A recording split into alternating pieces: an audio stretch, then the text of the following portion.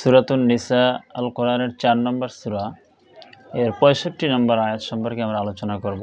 ফালা ওয়া রাব্বিকা লা ইউমিনুনা হাত্তা ইউহাক্কিমুকা ফীমা শাজারা বাইনাহুম সুম্মা লা ইয়াজিদু ফী আনফুসিহিম হারাজাম মিম্মা কাদাইতা ওয়া ইউসাল্লিমু তাসলিমা। আমাদের জন্য সবচেয়ে দুর্ভাগ্যজনক বিষয় যে আমরা মুসলিমরা ভুলের মধ্যে রয়েছি যে ইবাদত মানেই হচ্ছে সালাত আদায় করা, সিয়াম, যাকাত, হজ ইত্যাদি। কিন্তু আল্লাহ সুবহানাহু ওয়া তাআলা রাসূলের মাধ্যমে যে আমাদেরকে জানিয়েছেন যে ইমানদার হচ্ছে সেই ব্যক্তি, ইমানদারের বৈশিষ্ট্য যে ইসলামকে পরিপূর্ণভাবে সে মেনে নেবে, আল্লাহর সামনে আত্মসমর্পণ করবে। যেভাবে ইব্রাহিম আলাইহিস সালামকে বলা হয়েছিল, ইয ক্বালা লাহু রাব্বুহু আসলিম, তুমি তোমার রবের সামনে আত্মসমর্পণ করো।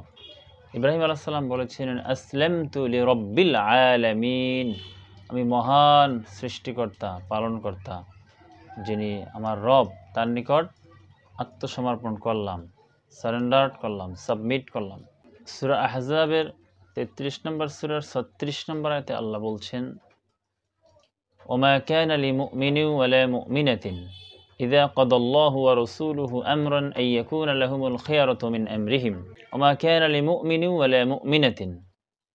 ইমানদার পুরুষ এবং নারী কারোর জন্য এই এখতিয়ার নাই, ইযা কাদাল্লাহু ওয়া রাসূলুহু আমরান, আল্লাহ এবং তার রসুল যখন কোনো সিদ্ধান্ত দেয়, আল্লাহর পক্ষ থেকে কোনো সিদ্ধান্ত আসে, রসুল সে কথাটা আমাদের জানিয়ে দেয়, আইয়াকুনা লাহুমুল খিয়ারাতু মিন আমরিহিম, আল্লাহ এবং তার রসুলের বিরুদ্ধে কোনো আর্গুমেন্ট পেশ করা, আল্লাহর সিদ্ধান্তের ব্যাপারে কোনো ধরনের যুক্তিতর্ক পেশ করা ইমানদারের কোনো বৈশিষ্ট্য নয়, সে ইমানদার হতে পারে না।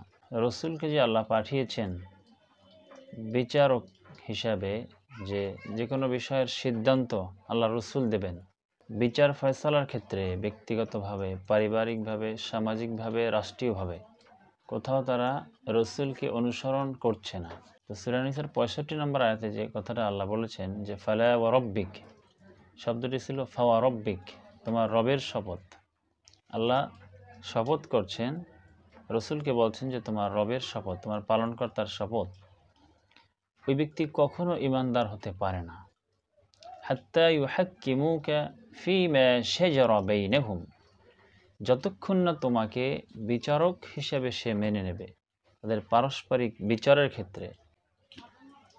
পারিবারিকভাবে যে আমাদের বিচার হয় বিভিন্ন বিষয়, বিচার ফয়সালা, সামাজিকভাবে, রাষ্ট্রীয়ভাবে, সকল ক্ষেত্রে রসুলকে বিচারক হিসাবে মেনে নেবে যতক্ষণ না আপনাকে বিচারক হিসাবে তারা মেনে না নেয়। সুম্মা লা ইয়াজিদু ফি আনফুসিহিম, অতঃপর তাদের মনের মধ্যে কোনো ধরনের সন্দেহ তারা রাখতে পারবে না।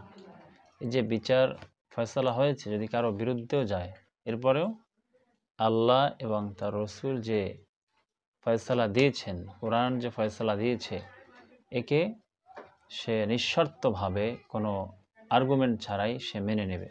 সুম্মা লা ইয়াজিদু ফি আনফুসিহিম হারাজাম মিম্মা কাদাইতা, এরপরে আপনার বিচার সম্পর্কে আপনি যে রায় দেবেন এ ব্যাপারে তাদের মনের মধ্যে কোনো ধরনের সন্দেহ, সংশয় থাকতে পারবে না, কোনো সংকীর্ণতা থাকতে পারবে না। ওয়া ইউসাল্লিমু তাসলিমা, তারা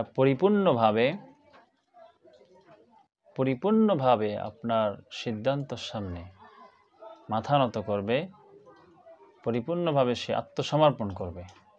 কারণ রসুল তো নিজের থেকে কোনো সিদ্ধান্ত দেন না, আল্লাহর পক্ষ থেকে আল্লাহ যে ওহী নাজিল করেন সেই কথাটাই সে মানুষকে জানিয়ে দেয়। মা ইয়ানতিকু আনিল হাওয়া ইন হুয়া ইল্লা ওয়াহয়ুন ইউহা, আমার নবী নিজের থেকে কিছুই বলেন না, আমি যা ওহী করি ওহীর কথাই সে মানুষকে জানিয়ে দেয়।